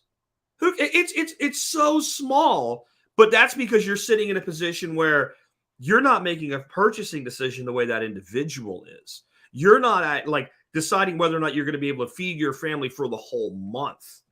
And that fiat system, that unfair system where they can control inflation and basically let it get, if it gets out of control, they win either way. They control it enough or they don't control it enough, and they can always adapt themselves. And it keeps people in local economies from developing these circular economies, because it keeps them just poor enough that you'll make a decision like, instead of buying from my friend who I grew up with and went to school with, I'm going to Walmart because it's 15% less. Yeah, and not only 15% less, it's usually it's also convenience. Yeah, it's usually like accessibility is a large driver as well. Yeah, I can get it year round. Like my buddy produces the cornmeal. It's available for 2 months a year. I can forget about my own responsibility to my family and go down and pick it up anytime I want at Walmart or whatever. Niche, fringe, hobby, all these things, right? And that's the problem right there. And it's like, and you know what's worse? This is the worst part, is if you talk to the community, okay, let's call it that, the space or whatever, of artisan producers, small scale producers, these people producing quality, okay, the people really producing value in our value scarce economy, talk to them, and I give them credit, because they look at, if I sacrifice quantity or quality for quantity, they always think that as a trade-off. Yep. It doesn't have to be. The only reason you see it that way is because of the Cantillon effect, and you think that you have to sacrifice quality for quantity, but you actually don't. In a real free market, you would have both quality and quantity. As in a merit-based market, that's what would happen automatically, because people want the best thing. So it actually is this weird self-fulfilling prophecy that people within that space, if you talk to them, they generally don't want a larger market share, because they look at it as, they're going to have to sacrifice something somewhere when it comes to cost. And that's where the whole decentralized sort of supply web comes in on the back end and makes all these things possible. Where again, circular economy, you can't have it without the circular ecology to base things on, like the rancher trying to grow his following, essentially he has costs to cover while he grows that audience, right? Yeah, it's this weird thing. That's actually what I've been spending all my time working on now, is working on ways to increase market share for brands, and how to build 100% efficacy behind marketing and advertisement by sort of backstreaming everything through Bitcoin kickbacks. Like, instead of front loading advertising cost, basically running advertising costs back in reverse through customer engagement through Bitcoin kickbacks. I think that that's a really good model for the future of ads and marketing. So that's kind of what I'm working on right now. And I'm also trying to work on community events where we do basically where we're creating a group event where you pay to go to the event. It's an upfront charge to go to the event, and it's perceived as like an elite social event, no phones kind of thing. And that process is actually we have a live animal, a live bison, and we're going to do like a harvesting. We're going to honor the animal, recognize the animal, harvest the animal, process the animal, prepare the animal, preserve the animal, all these things. And then we're actually going to have a feast around the animal where you have enough people to come together and all participate in the process, from the animal's life to actually, eating the animal. And I want to reconnect large groups of people with the spiritual process of eating food. And in that process, create local networking hubs, because it'll be a way to come and showcase your products, right? If you're a weed producer, you're like a licensed weed producer, and you grow weed, your small scale craft, whatever, there's no way to promote your product legally, but you can bring it to an event and share it with your friends, right? Sure. Or if you're grow cider, you make cider or something, like there's no legal way to promote these things outside of these curated events where there's like vendors and participants and then all the rent seeking organizations in between. And finding a way to circumnavigate all those rent seekers and creating these events, because we can do it on reservation land, and we can sort of, tell Health Canada to get fucked. But nonetheless, it's going to be hopefully a bit of an awakening. That's what I'm working on these days. It's going to be all in Toronto area, and then we're going to, that's the future, man. Like all these sort of things, like building the decentralized revolution. Can you, before we go into this, because I know you've got kind of a company working on this kind of ad brand model and all, I don't want to skip over something I think is really important that we talk about today, and that is if you can build a system like this with Azolla potentially as one of your fuel stocks, or no matter how you do it, if we can actually create a way that we're producing energy at a higher value than it cost us to produce it without bringing in these massive inputs from elsewhere, it's a huge boon to any impoverished society to be able to have a monetary creation for their own ecosystem locally, like Bitcoin. What does that mean to a society to be able to actually create surplus energy and harvest that surplus energy into a hard money like Bitcoin? I think it puts a return on investment, puts an ROI on energy, which is sort of wild. So that means you can look at the cost of energy, and you can say, well, it costs this much to build the infrastructure that's going to produce our energy. Not, it costs this much to create this energy, and we're going to measure the energy. And it's almost like the old premise of Thomas Edison, right? Where he was like, oh, well, we're going to have to patent that AC thing there, because they really don't want you to have free energy, or not free energy. They don't want you to have, that's the wrong word. I hate that word. It's not free, but they don't want you to have truly renewable energy. They don't want you to have a cost, like a return on investment, where you can go, okay, we're going to build energy infrastructure, and then we're going to reap the benefits of that. In the same way that you build a permaculture system, there's a cost involved, and there's a time investment, all these things. And then once it's built, then 7 generations will reap the benefits of the permaculture system that you've built. And I think that that's what it does. It changes the time preference of a society significantly, because they know that there's a return on that investment. It's not an ongoing cost. It's not the burden of slavery, right? Yeah. Yeah, we've talked about continuing effect here quite a bit. And for those that maybe are new to the show and not familiar with that, what we're talking about basically is that the closer someone is to the money faucet, the less the money costs, the more they benefit, right? So when we have a private organization of banks creating money and giving it to themselves, basically, or giving it at extremely low interest to people that are one off, and then basically reselling the money, you can see how that would be advantageous. You've hit on something a couple times here about shortening the supply chains. I don't have a word for it yet, but it has me bouncing around like a version of that effect, that the people that are closer to the source in the supply chain, if we structure circular economies right, they become far more resilient and far less non-brittle to the effects of the global system, if that makes sense. Like there Yep. is something there with getting closer to the production Yep. of the item, because now we don't have the cost in energy and time and money to move the thing. And then Bitcoin fits in there to me because it's weightless. It's money that can move at the speed of light. It's programmable money. So Bitcoin's immune to the distance. And if we can make the supplies, far less sensitive to the distance, then we really have something for parallel economies. Yep. Yeah, I think that's so. It's the Bitcoin, you mentioned it. It's a really critical part to this, because when you're close to the supplier, then the supplier has intrinsic value.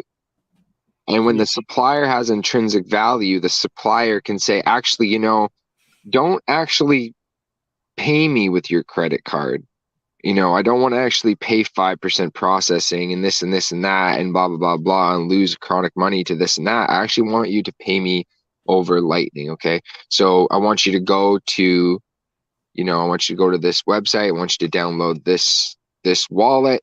And basically, like in Canada, we have it really easy. Shout out to Bull Bitcoin and Bills. They make everything really super seamless. Like you can send somebody as a vendor. You can be like, okay, I'm producing artisan products. They have a specific demand. You have your market access already. You can easily say, well, I actually don't take cash anymore. I only take Bitcoin. And it's not going to, your business won't suffer, because the process for these people is like they send an email transfer essentially to the exchange. The exchange sends the money directly into their wallet. They put it on their, say like Blue Wallet or something. They put it into their Lightning and they send it right to you. And you have it within like max 2 hours. That's easier than invoicing something traditionally, to be honest. You can do it over like a messaging app. You can do it over text. And so I think that like creating the incentive for vendors to go, it's actually more convenient for me to accept Bitcoin for my products than it is. Like, I don't mean in the daily, like someone's buying a $3 coffee. We're not there yet if everyone's not already holding Bitcoin. But I'm saying like for all the invoicing for the suppliers, why the suppliers are going to be really the ones who drive it, because it's going to be so much easier than getting a fucking Square thing or whatever those things are. I don't know, all these ways that people use to accept is usually just invoicing and bank transfers and all this stuff. So like I think all that economic overhead will quickly go over into like hot wallets and stuff. And then like the next step is people understand, okay, well then how do you actually custody this stuff? How do you run a node? How do you verify your transactions? How do you, put this stuff properly away where no one can get it? And this actually allows people to build a parallel economy that isn't on the wrong side of the state either. Like that's important to recognize. If you want something to flourish, you can't like go on the aggressive. So pay your taxes, people. Like don't try to dodge that shit. Don't look at Bitcoin and be like, well, I can't transaction Bitcoin because then I'm gonna have capital gains taxes. But like, yeah, if you gain, you will for sure. So try to like structure your economic activity in a way that you can utilize Bitcoin actually as a tax haven, and legally pay your taxes when they're due, because you use Bitcoin as a form of property acquisition, essentially, right? Don't look at it as like you're buying Bitcoin and you got losses and gains on the speculation of Bitcoin. Look at it as you're going to acquire Bitcoin as a side effect of your economic process. And if you don't realize that into dollars yet, then it's not economic gain yet until you do that. So structure your costs and things accordingly, and you can effectively be on the right side of the law, be paying your taxes appropriately and transacting in Bitcoin. Because like yeah, you should pay transactional tax when you pay in Bitcoin because it's a barter exchange, So you should do these things. You should pay the tax man his whatever percent on every transaction. You should do those things because that's what allows the parallel economy to flourish. And then as a result, then you really can defund the state because you have the network effect, right? That's what Bitcoin is, the separation of money and state. And if the just to third be clear here for my audience, which is mostly U.S., you're talking about Canadian tax laws, and our tax laws are slightly different. And so in the U.S., if I spend Bitcoin, I've effectively sold it. So if it gets complicated, you can manage by UTXO or what they call first in, first out. But there's a loophole for us it's incredible and allows us to spend Bitcoin over on-chain or Lightning almost instantly. And for now, the best provider for that is Strike. And I don't think they're available in Canada yet. But if I want to buy something from somebody and they take Bitcoin, what I do is I open my Strike app and I deposit the amount I want to spend in US dollars. They then show me a QR code for either a Lightning invoice or for an on-chain Bitcoin transaction, depending on what they want. I never buy Bitcoin. I scan that and I hit send, and they get Bitcoin. They're just using the monetary rails. Yeah, no, that's beautiful. That's a cool little workaround for the States. I mean, in Canada, like I said, we have, I shout out again, both Bitcoin and bills. We have a way for that. You can actually, with bills, you can do a transaction and like the tax man gets their 13% per se in Ontario off of the transaction. That goes directly to the Canadian Revenue Agency's bank account in the Central Bank of Canada. They just like, boom, they get that money instantly. So you're actually paying tax on the moment of transaction. Isn't that wild? Like actually it makes your tax like the ability to run your taxes and stuff on your business. That's actually like a VAT tax, I guess they call it in the UK and Europe, a value added tax on every transaction, right? We have sales taxes here that work, but only at the final point of sale. But it's the same principle. So you could, in theory, because having run, like I don't like to run physical product businesses anymore. I'm a one-man show. It's extra headache and work.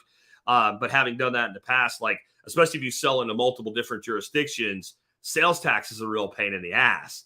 But if you could automate sales tax without having to file any paperwork, that would be an incentive enough alone to take Bitcoin and only Bitcoin, as long as you had the market to do it from. Because if they just got their money and left you alone, even though I don't want to pay them, it's better than having to do work to pay them. Yeah, you can 100% do that with like a BTC pay server, for example. You could automate the whole system. At least in Canada, like using the bill service. I think they're working on an international model, so I'm not too sure what's going on there. And they also offer kickbacks and stuff too. So when customers want to like buy, new people want to sign up to buy Bitcoin, they give like a kickback to the people that sent them there. So that means that vendors can be like, hey, buy in Bitcoin, and we'll give you a discount if it's your first time, right? And that's actually like on the back end through like the exchange's incentive program. So there's all sorts of like cool ways to integrate Bitcoin into the local community and show people how it's actually a convenience model. Like there's a lot of people on Twitter these days arguing with me. Shout out those people, they know who they are, but saying that like mass adoption's a pipe dream, it's never going to happen, and like nobody's going to actually learn how to properly use Bitcoin and self-custody their keys and do all these things and all that stuff. And it'll always just be like a fringe thing for the fringe, and we don't need the masses. Have they paid attention for the last 10 years when they're saying that? Just to look at the adoption rate? It's gonna happen, but it has to happen if we don't want CBDCs to take over, because under a CBDC model, you can't actually buy Bitcoin anymore because it's a personalized programmable token. It's not a bearer asset. So there's like levels to this shit that like, this is the time to push Bitcoin into the peer-to-peer economy and make it a convenience product. Like, not even a product, just a convenient bearer asset, the most convenient means of value exchange. That's what it needs to become quickly, because that's what CBDCs will be offered as convenience. They're not going to come through and be like mandated or anything like that. They won't be. They'll be convenience products. I think one of the biggest problems with the reason they want a CBDC, people are so worried about tracking and controlling what you can and can't buy. And that's a huge concern. But there's actually a bigger thing. What they want to do is actually put, not for them, but for you and me, an expiration date on our money. See, we've been selling college students for multiple generations now the idea that people who save their money are evil, and that money's no good unless it's circulating in the economy, and actually building wealth by holding money is bad. So they actually, like, especially if they move toward like a UBI, you would get your UBI. Let's say they give you 3,000 space credits or 2,000 or 100, whatever it is, right? If you don't spend it by a certain time, it evaporates and disintegrates and goes away.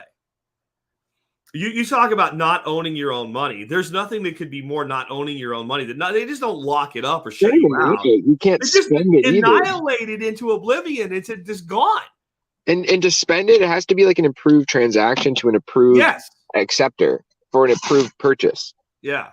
Right? It's all like, you can't just be like, oh, I'm going to give you my space credits, 10,000 space credits for your Bitcoin. Like, it's not going to work that way, because then those space credits are now null and void. You can't, there's nothing for you to transfer to the other person. Correct. It's not there. Or like you said, you have it, but I can only spend it with the people they say I'm allowed. Or, I mean, it could get really advanced to where they say, well, Jack, you used a little bit too much energy this month. You can spend your money on these things, but not those things, even though normally you could have bought those things, but not this month because your carbon footprint's too big. Jack, you grew Azolla, deducted space credits, prohibited plant. Good luck with that, because I've been building my wealth outside of that system for a long time. And I think that other folks really need to take that seriously. I'll just throw out a little pitch here that coming up on just a few days from now, really, next month, I will be doing from February 6th through 10th, a 5-day series being run by John Bush with other experts. And we're going to be talking specifically about how to opt out of this CBDC nightmare using Bitcoin. So I'll just throw that again. It'll be in the show notes. I want to move on and talk about 21 percenters and what that is, this ad brand model, and an attempt to kind of curate and lead us toward mass adoption of Bitcoin. What's that all about? So, 21 percenters is a concept I'm working on. Actually, no, I haven't really launched it technically fully yet. Anyone's can DM me though if they're interested in participating. If you have anything to sell or any services, things like that you want to promote, send me a DM on Twitter, and we'll make it happen. We can basically launch it with whatever. But basically, the concept is, you know how there's like in advertisement, there's a front cost, there's a front loaded cost, and that goes to, like, let's just say the billboard company, for example. Okay, the billboard company is going to host your ad. They're going to charge you X amount for the ad, and you hope to get so many views, right? From those views, you have like a conversion ratio, which basically is your efficacy rate, which is very low. Generally, advertisement today, efficacy rate is like 1 to 3%. It's very, very low. And that number inches up from data harvesting. So that's kind of like where all the innovation has gone in advertisement in the last decade or whatever, has been in how they can target the ads the best. So instead of generic billboards, they want to get, like, you were talking to your friend about Hershey's or whatever, and now they pick that up and they want to promote Hershey. We're losing you, dude. Don't hear you. Hello? There you go. Oh, sorry. I think I put my finger on the microphone. I apologize. All right. You were talking about, like, your friend tells you about Hershey's. Yeah, basically just like targeted ads. That's the core. Everything's gone. But they're not really, what they're not doing is tracking the efficacy rate of customer engagement. The best thing you have is affiliate marketing in the form of, you're promoting something through your podcast, for example, like what you're doing. You promote a product, and then you have a referral code that gives like a incentive for the customer to engage with your referral code, right? That's basically the engagement protocol, is their discount, or just affinity for you as the promoter, essentially. So that kind of works, but you only have so much ad space, right? You have to pick and curate which ones you're going to promote based on the amount of value that they're actually giving, the amount of volume that they can potentially bring, right? And so it's limited. And then it also sort of it doesn't necessarily work as well as the traditional way, which is like it doesn't get the range quite out there as much, right? So I would say the best iteration is also affiliate marketing. So what we're trying to do with 21 percenters is construct a model that essentially creates different channels, an engagement protocol that uses like 3 layers. So broadcast channels. This is a really good use case for Noster. So to begin, we're going to just use Telegram because Telegram is accessible, and it's already there. Everyone knows how to use Telegram. But in the future, we're going to build this on parallel on some form of Noster. And the Noster protocol is definitely the future of communications in general, and also commerce. So definitely everything will move there eventually, but I'm not like totally like I have like a public key on there, but I'm not. I would say Noster is today where Lightning was 4.5 years ago. Yeah, it's early. It's very early. Early. Yeah. So eventually, it's nerd land right now, and I'm not the nerd to go that far. I don't have that ability. Exactly, me neither. But yeah, no, I know for sure that's where it will go in the future. And then so basically proof of engagement via purchases, posts, membership, etc., things like that, and then just Lightning wallets or Lightning invoices. So we're gonna ask people that use something like Blue Wallet, but like most like Lightning wallets will work. It's just we want reliability, right, on the liquidity for the Lightning. So that's why let's say like just download something like Blue Wallet, use a hot Lightning wallet for the process, because you're not storing your net worth on here. It's just for transacting, right? Mm-hmm. So basically broadcast channels is the main premise. There's different types of broadcast channels. We're gonna have like the ad brands made broadcast channel. The ad brand will have also a catalog channels. So what we're trying to do is build a sort of database of promoters or of vendors, sorry. And so if you have something to sell and you have a good or service to promote, you just create a channel. And you have access to the channel, you edit the channel, you make the promotions or whatever it is. So whether the promotions come in different forms, right? So the promotions will be basically kickbacks in the form of purchases purchases, social media posts, or referrals. So basically like a company can say, we're going to give, $2 for every referral, whatever it is. I don't know, it's a random number, but like $2 for every referral, or every time you post on social media with our hashtag, we're going to give you $2 for it. Or if you buy our product, we'll give you 30% back, 50% back, 60% back, whatever it is. It's completely up to the vendor. It could be 1%. It could be 80%. It could be anything. Right? Yeah, it doesn't matter. It's like one time reoccurring, doesn't matter. It's like totally open format, whatever it is. But the vendor puts out what their promotion is, what their offer is. It's some form of Sats back offer. And if they can't offer Sats back, for example, the Canadian cannabis industry, which is something I'm trying to target with this, it's highly regulated. You're not allowed to promote cannabis products. You're not allowed to promote cannabis consumption or purchase or any of that. And you certainly can't incentivize it, right? So you can't give Bitcoin back for like Sats back on cannabis is like go to jail, go straight to jail. Don't collect $200. Like it's like highly prohibited.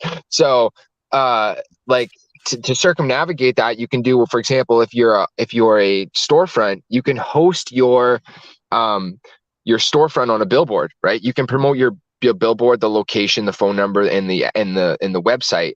When you go to the website, it has a government approved age wall, right? Where you have to type in your birth date or say you're 19 or whatever it is.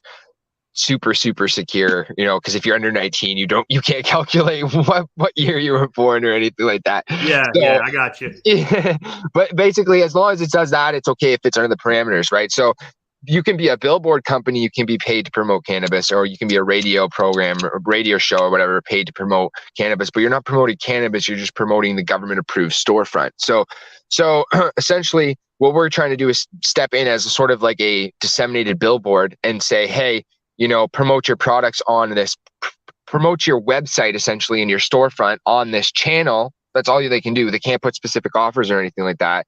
And then what will happen is it'll be it's a broadcast channel where people subscribe or follow or whatever if it's on Nostr, and you have like basically a provable list of memberships, and that's like the engagement protocol. So then you can track the engagement with that. Or if you don't want to give sats back, you're just a stingy business, you don't feel like giving sats back, like that's another option, I guess, for you. So then that sort of is like another way we're going to have it. But other than that, just proof of membership, proof of purchase, proof of social media post, or whatever the protocol is. It's kind of proof of work in a way. Whatever the vendor wants to offer as an incentive, whether it's you purchase and get sats back, or I refer and I get a piece of the purchase price, or I'm an influencer and you're willing to pay me a certain amount for a post, whatever it is, you basically have an automated system that checks and ensures that what was claimed to have been done was done, and that what was promised to be paid is paid. Exactly. And take it to like almost like a protocol level, so that it's very anti-fragile against the state, because it's just software. Well, right? Not even software, it's just people talking to each other. So like I'm saying, we use Telegram now, but this could be Nostr, this could be like we're shouting at each other out of windows. Like it doesn't really matter. It's just kind of the concept is it's just dissemination of information. So the value proposition of 21%ers is just basically management of proof of engagement. Gotcha. And management of invoices, so that you're not chronically having to take in all these engagement posts and engagement proofs and then send out invoices individually to all these people. It'll just be like we sort of aggregate that, and then as a vendor, you'll get a scheduled invoice with all auditable proofs of engagement. So you can check the memberships on the channel. You can check each individual post or proof if you really want to. You don't have to trust us, but you can trust us, and you just pay one invoice, and the one invoice is basically all of your engagement aggregated. So you'll go to the exchange, you'll buy the amount of Bitcoin, you'll send it to us right away. You don't give a crap what the price of Bitcoin is. You're not speculating on Bitcoin. We'll take that Bitcoin, we send it out to all the individual promoters that are responsible for each promotion, and we send it to the people that are a part of the engagement, like the customer or whatever it is. And so that's just where our value placement is. We're just disseminating information essentially. And for promoters, they have the opportunity to basically choose from our catalog of different promotions and then just kind of link those to their own promotion channel. So now as a podcaster, for example, instead of ad reads, you just say a value read. You go, hey, check out my broadcast channel, my 21%ers broadcast channel, whatever. You don't have to say 21%. Just check out my broadcast channel, my ad broadcast channel. You go there and it basically lists everything. So you've chosen vendors that are appropriate for your audience in the same way you are now. So this works better than targeting ads, because it's natural aggregation, because you as a content producer, your real value as a producer is to connect with your audience. So if you're doing that well, then you know what your audience wants, right? So the products you're going to promote will have a high engagement rate most likely, and excuse me, they know if they go to that channel and engage with your promotions, they're going to get value in some way return for that, right? They know that you're offering value for value. It's a value for value proposition. So instead of a cringy ad read, like which many podcasters do, you can just do like a quick, hey, go check this out. There's value to be had. Move on with your show. And then now you can get way more potential revenue from that small bit of space, because you can pack in infinite ads essentially, because you can just choose any of these vendors, and then whatever they're promoting at the time, you don't even have to manage the promotions, because the vendors are automatically doing that themselves from their broadcast channel. So that's sort of the value for promoters, is the ability to aggregate promotions into one link and sort of cut out the cringy ad reads and all that stuff. In physical form, that looks like QR codes in the form of what we call sticker channels, where the purpose is, instead of a bunch of different promotions, it's like one individual promotion with one single engagement protocol. So it's like, hey, if you go here and you buy this thing, you send a proof of purchase with this broadcast channel link, you get this much Bitcoin back, kind of thing. And then you can mass print those out and put them on like freaking drive-throughs or whatever you want as a, you know, if you're just somebody coming up trying to build a business, all it costs you is printing a bunch of stickers, print 100 stickers, whatever. And hopefully you get some return on that. And then on that sticker, what you can do is you can create a guerrilla effect where you can say, hey, on top of this, if you don't want to buy one, you can actually create your own sticker channel, and then now you can sort of be like a template basically, and then you can promote my product, and you're going to get a kickback every time someone buys from your thing. So now you have 2, 4, 8, 16, 32, like you have that effect sort of happening on your sort of guerrilla advertising effect. That's hopefully what that leads to. And then there's also another role, which is the recruiter. So all these vendors need to know about it, and they need to be able to like run a channel and pick promotions.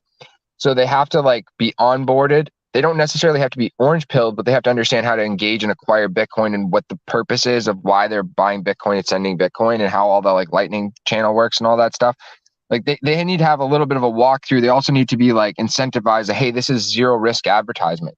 You put up a channel, you put whatever you want up there, potentially hundreds or thousands of promoters promote your products, and you get however many views on your products, and you never have to pay a dime unless those views convert. It's incremental revenue, right? You're only paying for the conversion, or you're only paying for the action. Yep. You're not throwing up advertising, because most, especially small businesses, they don't really know how to advertise. So most of the money spent on advertising has a negative ROI. Yeah. And so it's a safeguard. Like you have training wheels, you can keep trying shit till you figure out what works. But it sounds like you got a lot of work to do. But I'm excited about the concept, because we're talking about data, and we can aggregate data into any format. So for instance, right now, my podcast goes on your Spotify's and your Apples and all that stuff. But it also goes into value for value on other platforms like Fountain. And with the value for value integrations with RSS feeds, I don't do this because I don't think it's that valuable yet. But I know podcasters, for instance, that as you're listening to their podcast, you're not seeing video, but different images show up on your podcast player. Well, those could be QR codes. They could be all types of things. So once this is data, it can be disseminated through Adam Curry's value for value network via Podcast Index, for instance. And I could be promoting something that, by the very fact that I'm promoting it, my audience knows that I obviously think well of it, or I wouldn't do it. But at the same time, I can spend very little time actually talking about it. So we're almost done. So for instance, when you sign off, I'm going to promote my product of the day that comes out of the Amazon marketplace. Is it because I love Amazon? No, it's because I do have to pay the bills. It's because they do pay their bills, and it's because they have everything. And if it's something I actually own and use, I'll recommend it. But it will take time. It will be an inconvenience for the listener unless they're interested in that particular thing.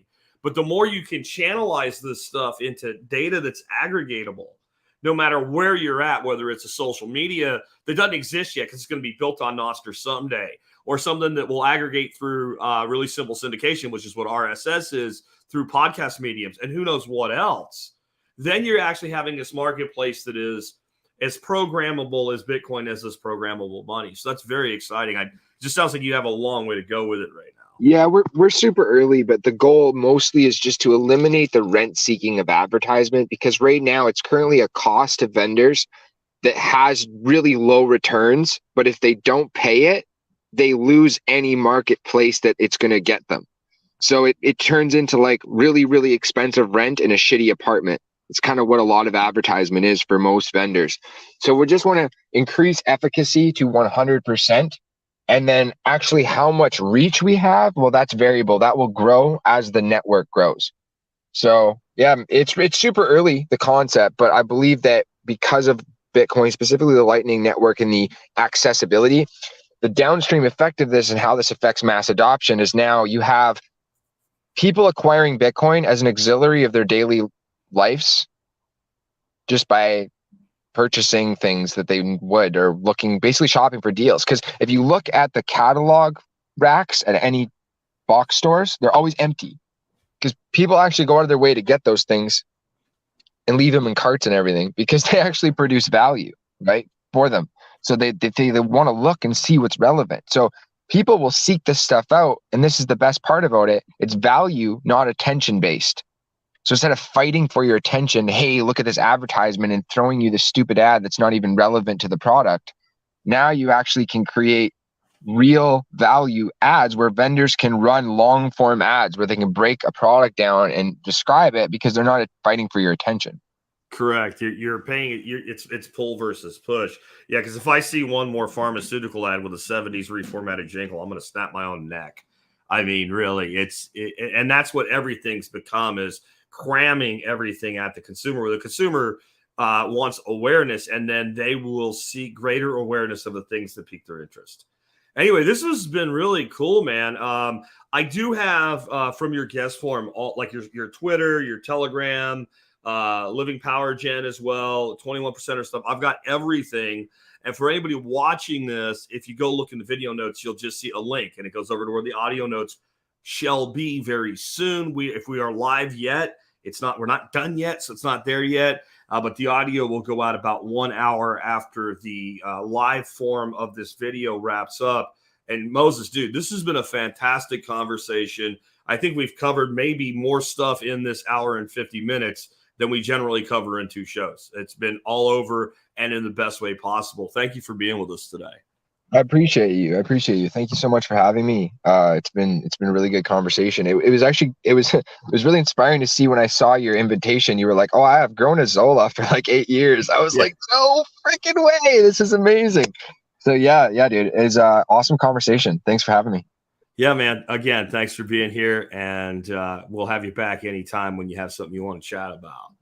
Folks, with that wrapped up, I just want to remind you guys really quick, there's a couple ways you can support this show if you find value in it. One is you can get on a value podcasting app like Fountain.fm, or there's many other ones available out there. And you can send us some stats. You can stream while you listen, or you can boost us. And if you send me a boostergram, I just might read it on air. I haven't been doing that lately, but I will start doing that again very, very soon. I can't read them all, or the whole show would be boostergrams.